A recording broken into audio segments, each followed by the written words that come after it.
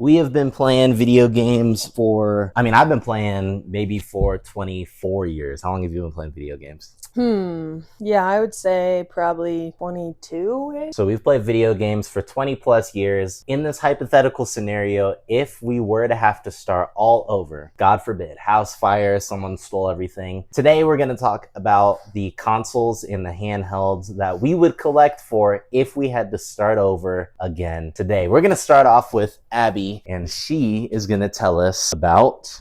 what? This is a 2DS XL, plays 3DS games. I decided to go with this one over the 3DS just because I didn't particularly care for the 3D features. I didn't need that. And I just love the color of this. I mean, look at that. Yeah, it's fun.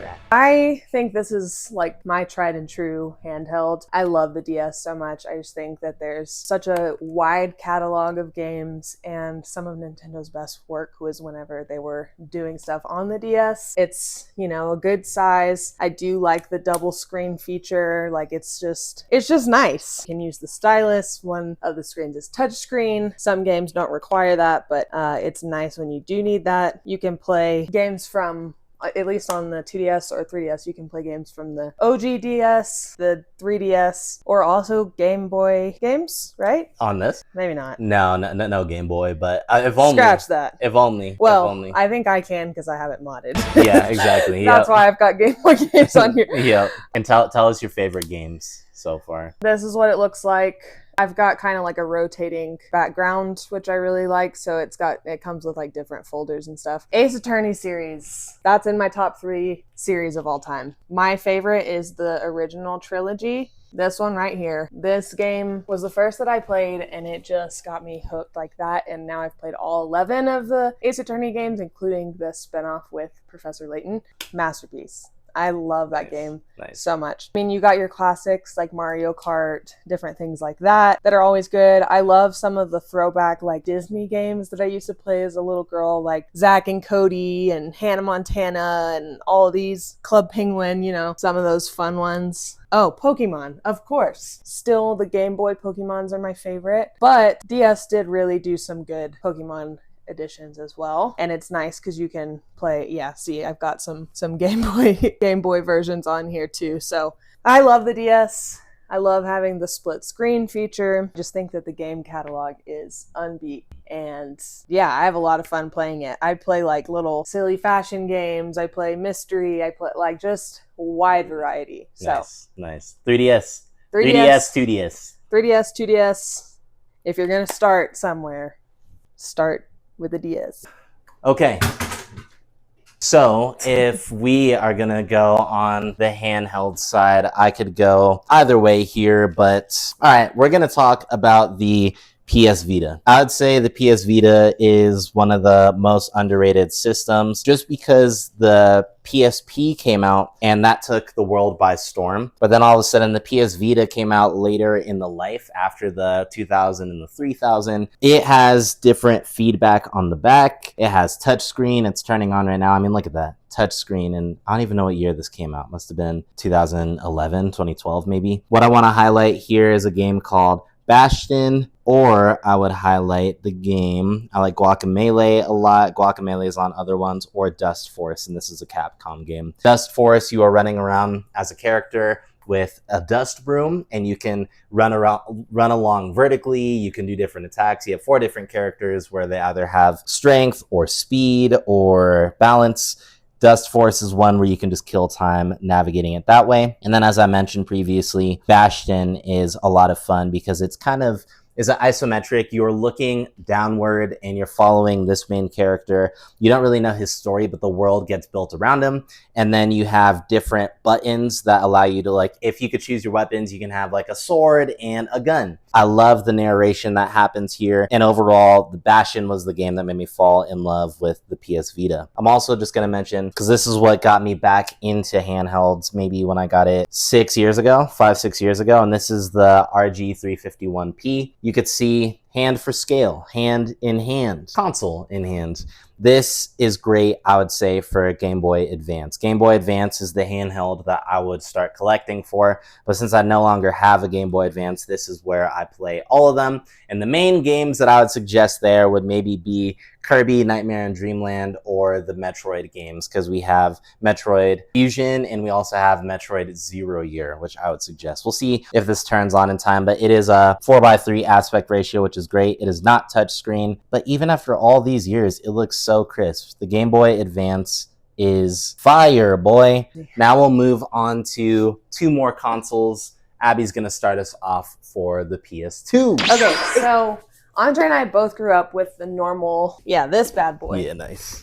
This thick, hefty, sturdy. I mean, I could probably drop this and it would still work. Yep. I'm not going Facts, to, but facts. I could. We both grew up with this version, and we actually found this at a garage sale a few weeks ago and got it for an insane price. Yep. But what we've been using for a little bit is the PS2 Slim. So you can see it. We've got it right here. I just like it. We both really just like the size of it. It's, just more compact, but still plays all of our favorite PlayStation 2 games. PlayStation 2 controller, I just love. I think it's so simple, so easy to use, nice to hold in your hand, like just a good controller. We've got quite a bit of PlayStation 2 games we've been starting to collect over the years, but my favorites of all time, the Sly Cooper series. Yep. We only have the first one currently. I'm still on the lookout for 2 and 3, especially 2. I think 2 is the greatest PlayStation 2 game ever made. Fire. But Sly Cooper, I could replay these once or twice a year and not get tired of them.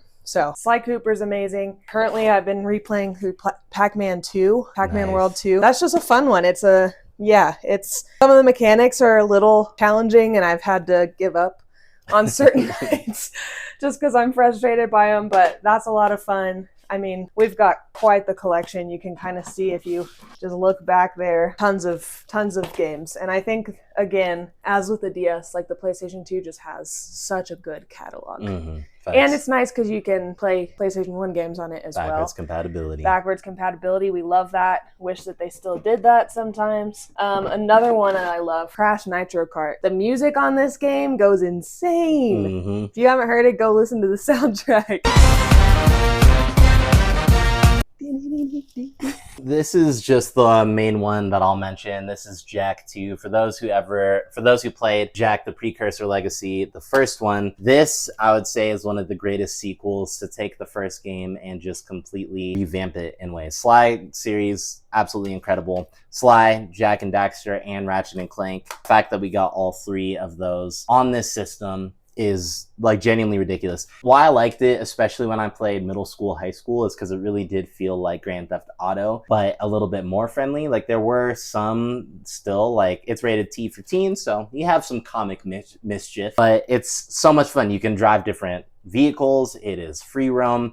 And then I really think that the character Jak is a very compelling character. So the PS2 is a lot of fun. I'm really, really happy that we still have original controllers. It's going to be a very special thing to hopefully keep those in best condition as we can, because as we get older, so do the original manufactured devices. We have one more console to mention, so let's make our way over there now. For our final, if we had to restart today, what would we get? The Nintendo 64. What do you think about the Nintendo 64? I love it. I didn't actually grow up with one, so it's been kind of a newer introduction for me. The controller is difficult to get used to.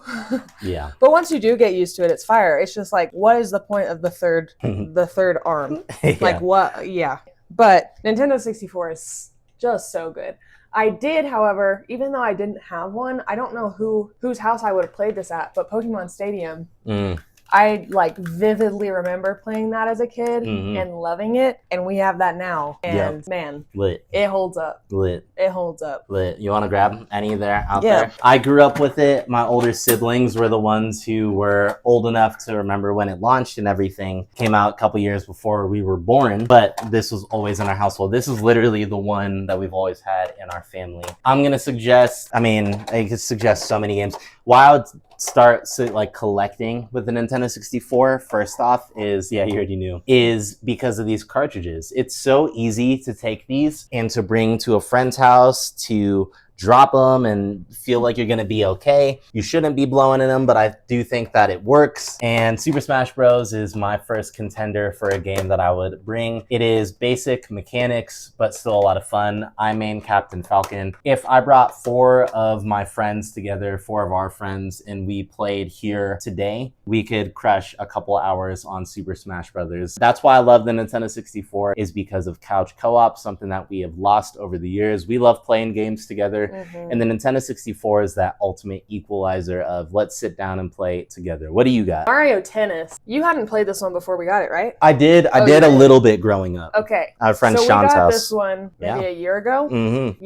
Maybe a year and a half. And that is like an all-time, if we have friends over and they haven't played Mario Tennis, they end up falling in love. Like, you can play this. It doesn't seem like it would be one that you could play for hours because it is just the same thing. Like, you're just playing tennis. But my goodness, it just gets you locked in. It gets you locked in. That's facts. Mario Tennis is fire. That's facts. And then I will also submit Legend of Zelda Ocarina of Time. I'm playing through this right now. I just got through the Fire Temple. I hate the Forest Temple, and I'm about to get to the Water Temple. So after the Water Temple, then we'll be home free. Overall, this is one that will still challenge you. The mechanics are difficult, but the world is so vast. We have a young Link and an adult Link, like more of like a teenager, but overall, he travels through time. He has an ocarina. It's just great world building, and it looks awesome. The homie Andrew was talking to me and being like, I can't believe you could still play that because of the frame rate. The frame rate is really choppy, but you're so immersed that it turns up really well. I would also suggest, if you've never got a Nintendo 64, please consider getting a CRT TV. You don't have to spend too much. You don't have to get like a Toshiba or any of the high-ranking ones. Like, we got a Zenith. We got this for $75, and it screeches a little bit, but we'll eventually get that fixed. And this just fits our needs. It's composite, and we do our thing. But it looks much better when you can actually play it, you know, on a CRT versus getting an HDMI hookup. You got any more for us to talk about? Some of the classics like Mario Kart, obviously, that's one that, you know, that's not where it started, but that's pretty much, that's like what, the second iteration of Mario Kart? Yep, good memory. And it is so frustrating because when you play Mario Kart today, like on the Switch, just loads so much faster. You know, like power-ups are a lot easier to use. You don't, you know, you have much more opportunity to get back in the race. Mario Kart 64 did not play around. They did not care about your victory. Did not care. They did not, No. So you'll get humbled and you'll learn patience very quickly when playing that one. And then last one, just Mario parties are super fun. We have the third one. I think there's 3 on the 64. Might be 3 on the 64. We really like the third one. We've played the second one with some of our friends too. Mario Party is a great group game as well.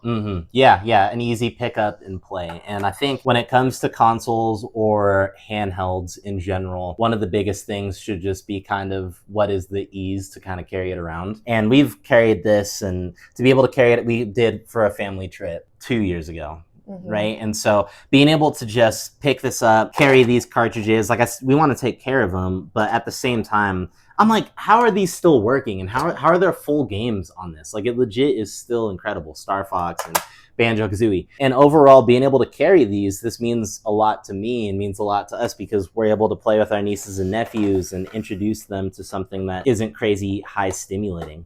So overall, we're not just retro heads. Like, we love the PS5 and we'd probably go PS5 again and everything. But if we're thinking of, and we do play that pretty frequently, but as of recent, it's been pretty retro heavy. And so shout out to the Nintendo 64, PS2, shout out to the 2DS, 3DS, shout out to PS Vita, and then shout out to the whole other world of handhelds like Anbernic, Retroid, and all the different companies there. Miu Mini Plus. What'd you say? The Miu Mini Plus. Yeah, the Miu. Shout out to the Miu Mini. Man, and we got in the market at the right time because I don't know if they're selling the model that Abby has. And Abby has the grape one. It's so sick. And shout out to all the design in Nintendo when they used to do the see-through colors like that. Overall, we love playing games and we love the communal aspect of it. So please tell us, what do you collect for? If your collection went away today, which ones would you start all over with again? What do we miss? It's all good opinions and we'd love to hear it. Anything else to say to the lovely people? Thanks for watching. And we'll catch you next time.